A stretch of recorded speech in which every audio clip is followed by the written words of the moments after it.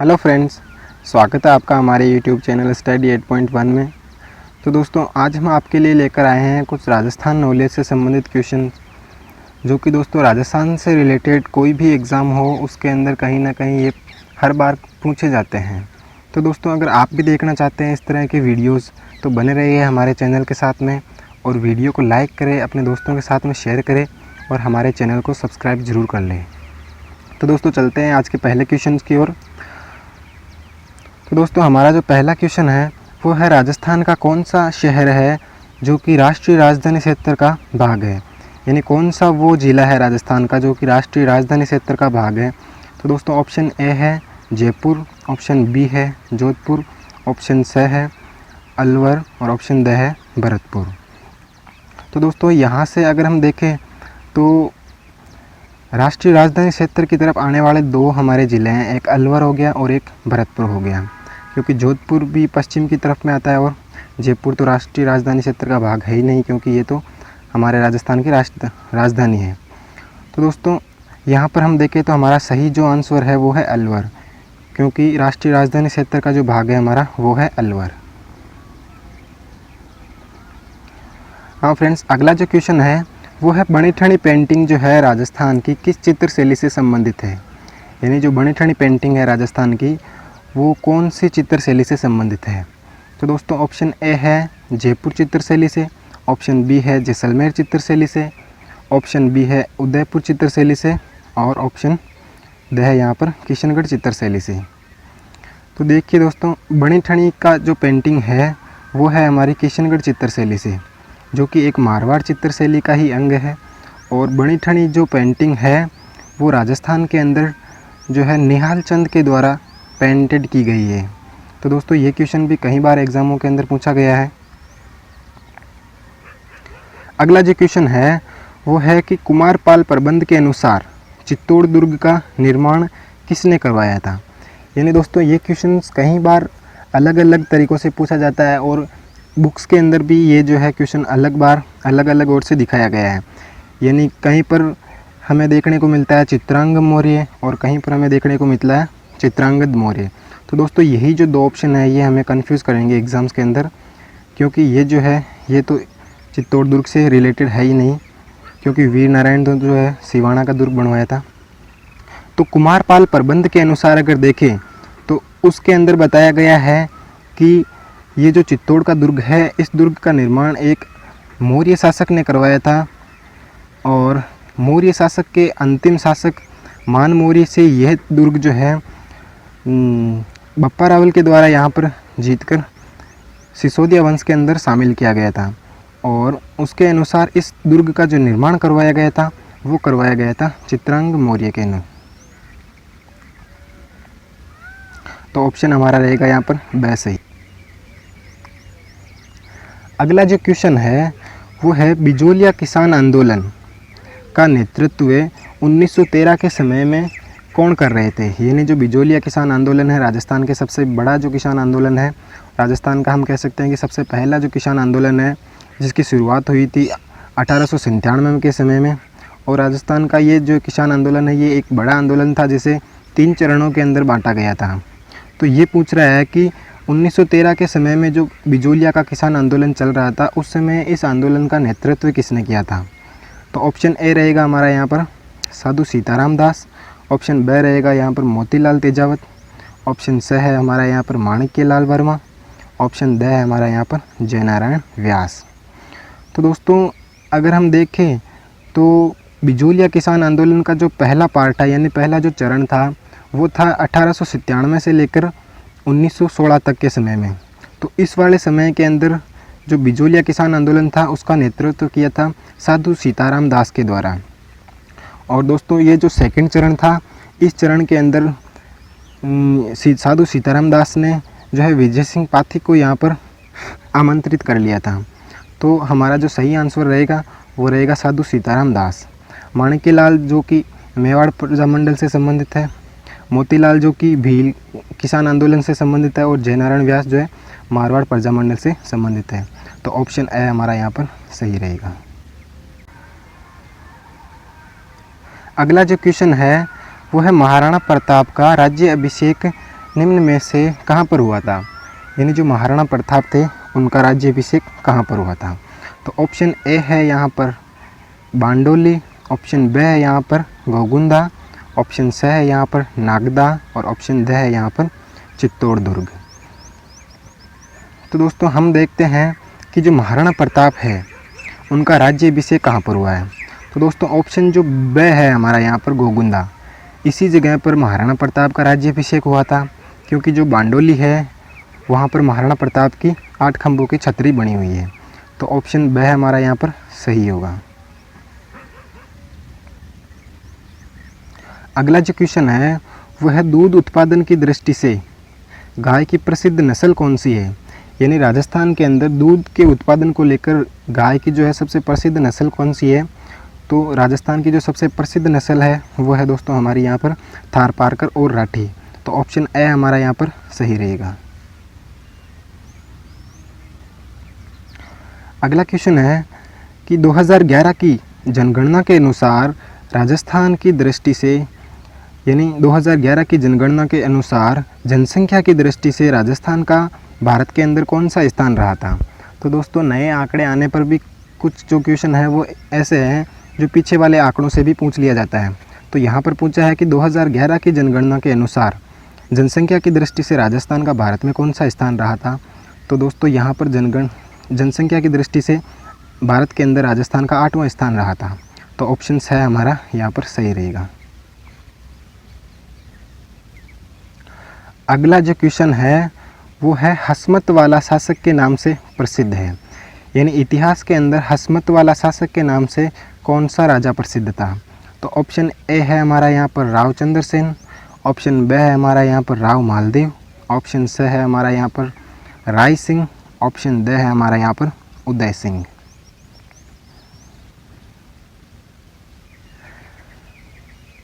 हाँ फ्रेंड्स, तो हम देखते हैं कि यहाँ पर जो ऑप्शन ए है हमारा राव चंद्र सेन, इसे हसमत वाला शासक नहीं कहते थे, क्योंकि इसे इतिहास के अंदर भूला बिसरा राजा के नाम से जाना जाता है और इसी को जो है मारवाड़ का प्रताप भी कहते हैं। ऑप्शन जो बी है हमारा यहाँ पर दोस्तों राव मालदेव, इसी को इतिहास के अंदर हसमत वाला शासक के नाम से जाना जाता था। और ऑप्शन जो सी है हमारा यहाँ पर इसे राजपूताने का कर्ण कहा था।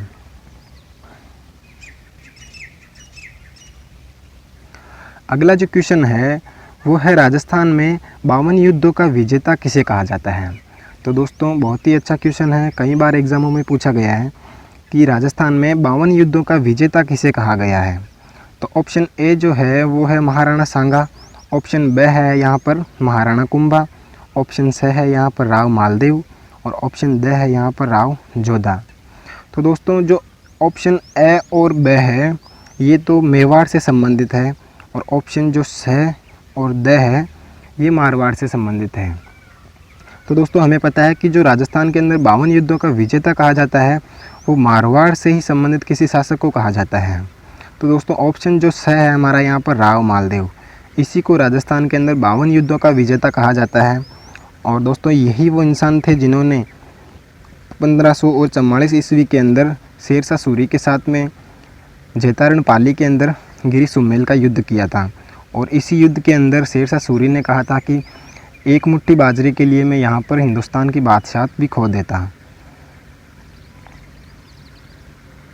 अगला जो क्वेश्चन है वो है राजस्थान में सबसे बड़ा जो लिविंग पोर्ट दुर्ग है वो कौन सा है, यानी राजस्थान का सबसे बड़ा लिविंग पोर्ट दुर्ग कौन सा दुर्ग है। ऑप्शन ए है यहाँ पर जैसलमेर दुर्ग, ऑप्शन बी है यहाँ पर रणथंभौर दुर्ग, ऑप्शन सी है यहाँ पर सिवाना का दुर्ग, ऑप्शन डी है यहाँ पर चित्तौड़ दुर्ग। तो दोस्तों राजस्थान का अगर सबसे बड़ा लिविंग पोर्ट दुर्ग देखें तो वो रहेगा हमारा चित्तौड़ दुर्ग। दोस्तों लिविंग पोर्ट क्या है कि वो दुर्ग जिसके अंदर दुर्ग के अंदर ही सारी की सारी जो सेनाएं हैं वो निवास कर सकती है, इतना जो है अंदर से बड़ा दुर्ग है। तो राजस्थान का सबसे बड़ा जो लिविंग पोर्ट है पहले स्थान का वो है चित्तौड़ का दुर्ग और दूसरे नंबर का जो लिविंग पोर्ट दुर्ग है वो है जैसलमेर का दुर्ग।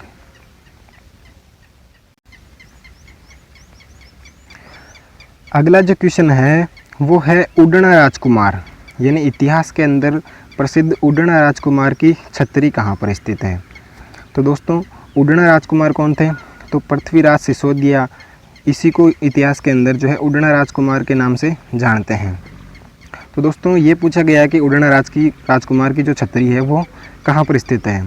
तो ऑप्शन ए है यहाँ पर कुंभलगढ़ दुर्ग, ऑप्शन बी है यहाँ पर रणथंभौर का दुर्ग, ऑप्शन सी है यहाँ पर सिवाना का दुर्ग और ऑप्शन डी है यहाँ पर चित्तौड़ का दुर्ग।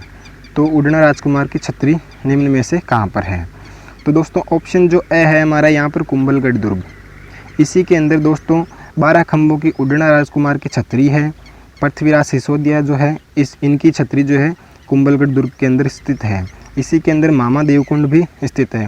दोस्तों कुंभलगढ़ दुर्ग का जो बीच का हिस्सा, सबसे जो ऊपरी जो हिस्सा है यहाँ पर, उसे कटारगढ़ के नाम से जानते हैं और इसी के अंदर महाराणा कुंभा का निवास स्थान था। कुंभलगढ़ दुर्ग का निर्माण भी महाराणा कुंभा ने करवाया था। दोस्तों यही वो दुर्ग था जहाँ पर बाद में जाकर महाराणा प्रताप का भी जन्म हुआ था। दोस्तों अगला क्वेश्चन है कि हल्दी घाटी का महान युद्ध कहाँ पर हुआ था। यानी दोस्तों हल्दी घाटी का जो महान युद्ध था वो निम्न में से कौन से स्थान पर हुआ था और किस तारीख को हुआ था।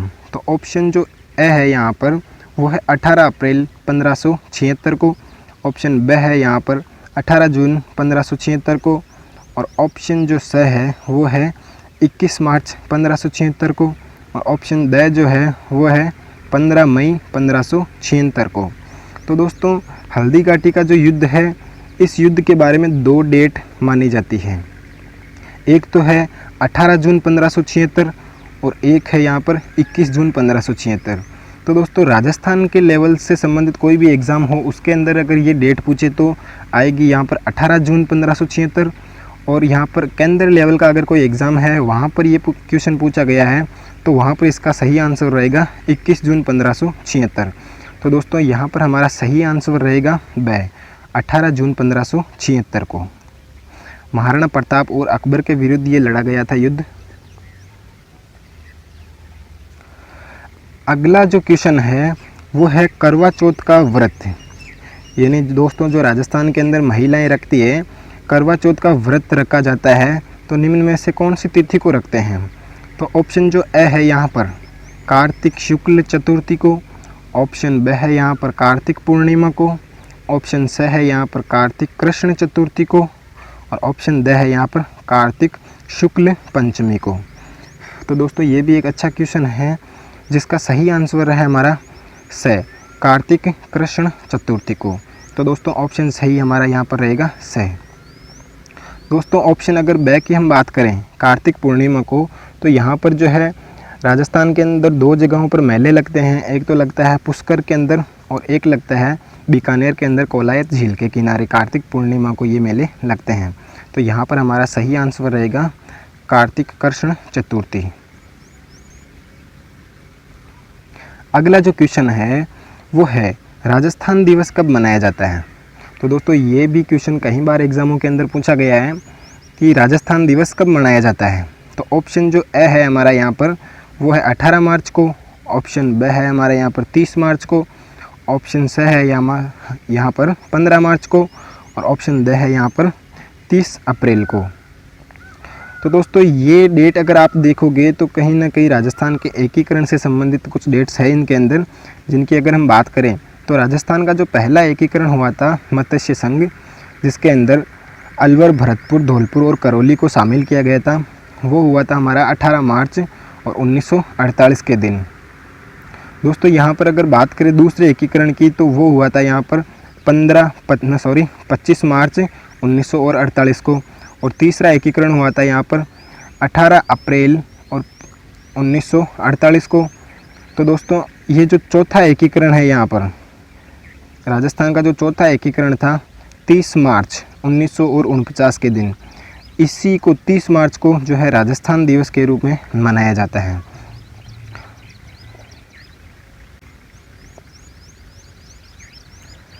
अगला जो क्वेश्चन है वो है राजस्थान में वल्लभ संप्रदाय का प्रमुख धार्मिक स्थल कौन सा है। दोस्तों वल्लभ संप्रदाय का प्रमुख धार्मिक स्थल कौन सा है। तो ऑप्शन ए है यहाँ पर नाथ द्वारा, ऑप्शन बी है यहाँ पर कांकरोली, ऑप्शन सी है यहाँ पर कानपुर और ऑप्शन डी है यहाँ पर फलोदी। तो दोस्तों देखते हैं कि जो ऑप्शन ए है वो भी कहाँ पर है, राजसमंद के अंदर है, नाथ द्वारा के अंदर, और ऑप्शन जो बी है वो भी हमारा कहाँ पर है, राजसमंद के अंदर है। यहाँ पर जो मंदिर बना हुआ है श्रीनाथ जी का, दोस्तों यही राजस्थान के अंदर वल्लभ संप्रदाय का प्रमुख धार्मिक केंद्र है, नाथद्वारा। दोस्तों यहाँ अगर हम बात करें कांकरोली की, तो यहाँ पर जो है द्वारकाधीश का मंदिर बना हुआ है और दोनों क्षेत्र जो है राजसमंद के अंदर स्थित है। और महाराणा राज सिंह के समय में इन दोनों मंदिरों का निर्माण हुआ था।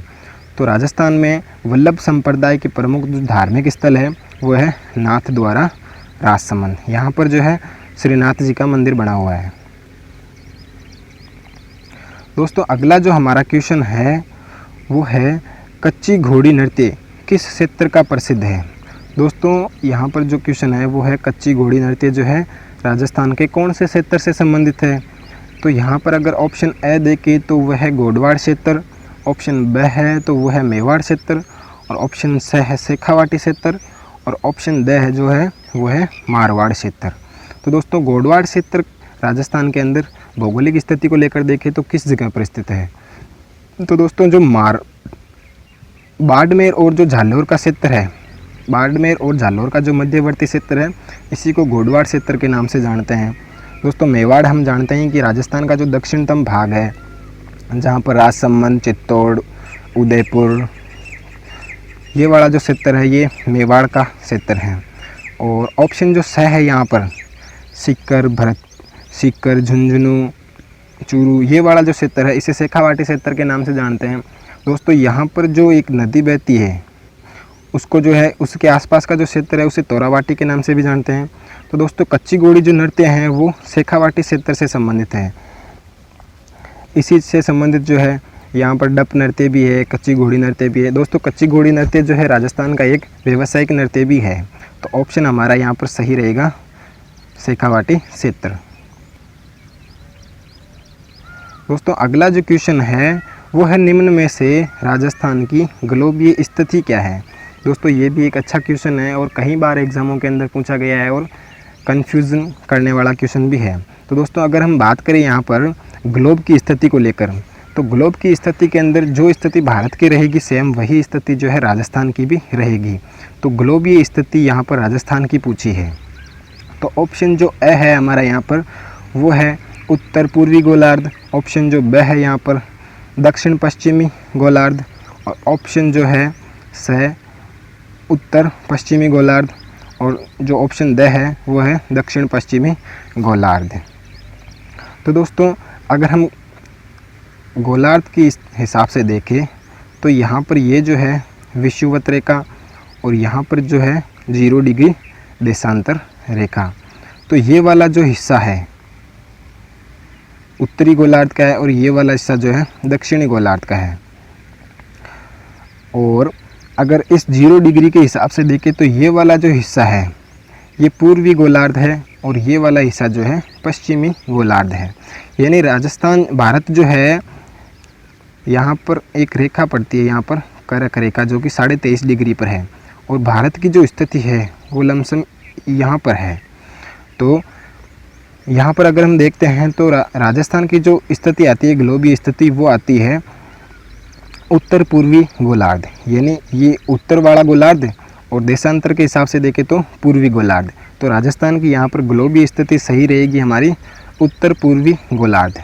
दोस्तों अगर महाद्वीप के हिसाब से पूछते तो ये वाली स्थिति आती, और भारत के हिसाब से पूछते तो राजस्थान की ये वाली स्थिति आती। दोस्तों अगला जो क्वेश्चन है वो है सारंगी वाद्य यंत्र में तारों की संख्या कितनी होती है। यानी जो सारंगी एक वाद्य यंत्र है उसके अंदर तार कितने होते हैं। तो ऑप्शन जो ए है 17, ऑप्शन ब है यहाँ पर 19, ऑप्शन यहाँ पर स जो है वो है 5, और ऑप्शन द जो है वो है 27। तो दोस्तों सभी को पता है कि सारंगी वाद्य यंत्र के अंदर तारों की संख्या कितनी होती है, 27 होती है। अगला जो क्वेश्चन है वह है राजस्थान में मानसून सबसे पहले किस ज़िले के अंदर प्रवेश करता है।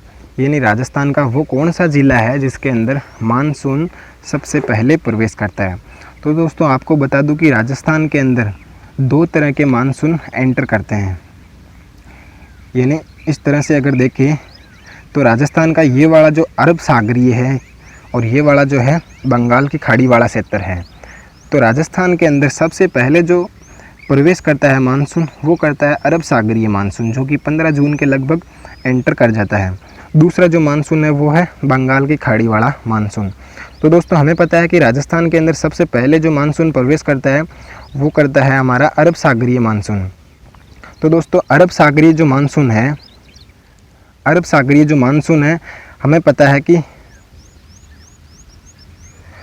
ऐसी स्थिति के अंदर राजस्थान के अंदर यहाँ पर जो है सबसे पहले एक जिला आता है बांसवाड़ा। तो राजस्थान के अंदर मानसून सबसे पहले प्रवेश करता है बांसवाड़ा के अंदर, और सबसे ज़्यादा जो वर्षा करता है वो करता है सिरोही के अंदर। तो दोस्तों अगर राजस्थान के अंदर अरावली की स्थिति देखें तो इस प्रकार से राजस्थान के अंदर अरावली की स्थिति है, और अरब सागरीय जो मानसूनी धाराएँ हैं वो अरब सागर से निकल कर आते हैं, और अरावली के समानांतर ये आगे की ओर हिमाचल की ओर निकल जाते हैं। तो ये वाले जो मानसून है राजस्थान के अंदर 10% तक की वर्षा करते हैं और सीधे आगे निकलते हैं। तो दोस्तों ग्रीष्म ऋतु के अंदर जो है निम्न वायुदाब का केंद्र का निर्माण होता है यहाँ पर थार के मरुस्थल की ओर, और आपको पता है कि जो हवाएं हैं वो उच्च वायुदाब से निम्न वायुदाब केंद्र की ओर चलती है। तो यहाँ पर एक निम्न वायुदाब केंद्र का निर्माण होता है ग्रीष्म ऋतु में, और हवाएं जो है उच्च वायुदाब से निम्न वायुदाब की ओर चलती हैं। दोस्तों अगर दूसरा देखें तो यहाँ पर जो बंगाल की खाड़ी वाला मानसून है, ये जो मानसून है राजस्थान के अंदर इस प्रकार से यहाँ पर जब प्रवेश करता है तो झालावाड़ के अंदर ये सबसे ज़्यादा वर्षा करता है। अगर ज़िले की बात करें तो झालावाड़ के अंदर सबसे ज़्यादा ये बारिश करता है, और लगभग 90% तक की ये बरसात करता है। और दोस्तों ये जो पूरब की ओर से जो ये हवाएं चलकर आती हैं इन्हें पूर्वइया के नाम से भी जाना जाता है, कई बार पूछ लिया जाता है। अगला जो क्वेश्चन है वो है किस जिले को राजस्थान का हृदय कहा जाता है, यानी उपनाम पूछा है कि कौन सा जिला है जिसे राजस्थान का हृदय कहा जाता है। तो ऑप्शन ए यहाँ पर है नागौर, ऑप्शन बी है यहाँ पर अजमेर, ऑप्शन सी है यहाँ पर जयपुर, और ऑप्शन डी है यहाँ पर जोधपुर। तो दोस्तों देखिए कि जो ऑप्शन ए है यहाँ पर नागौर, इसे तो जो है राजस्थान की धातु नगरी के नाम से जानते हैं, और ऑप्शन जो बी है यहाँ पर अजमेर, इसे ही राजस्थान का हृदय कहते हैं। तो दोस्तों ऑप्शन सही रहेगा हमारा यहाँ पर ऑप्शन बी अजमेर।